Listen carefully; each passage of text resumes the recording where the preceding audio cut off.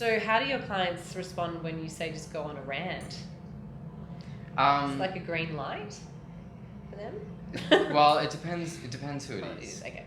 So the thing is, like, no two people are ever the same, so I would never give the same advice to the same person. Yeah. I spend a lot of time understanding who I'm working with. Yeah. Meeting their clients, meeting their staff, meeting, like seeing where they work, all sorts of different things like that to understand who they are. Yeah. And then I pull that out of them. Yeah.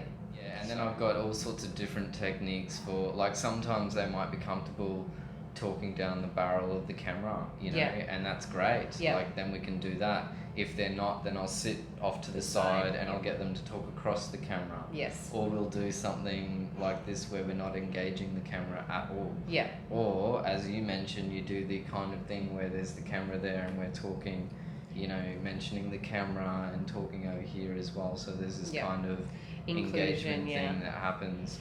This camera. Which one? Yeah. I talk a lot when I start coaching, especially when I'm doing workshops for for companies that are focusing on video job ads.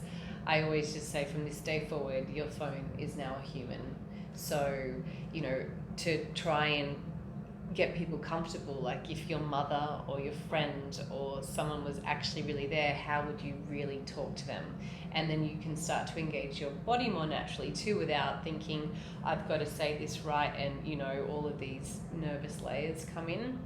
And then people go, but what do I do then when there's two of us? And I go, yeah, well, if there were two of you and your friend was there, well, you wouldn't want to exclude them. So, you would include them and look at them and then, come back. And it's just such a small seed, but they're all little things that give people permission. I think that's why I asked, is that a green light? Because for me, it would be if someone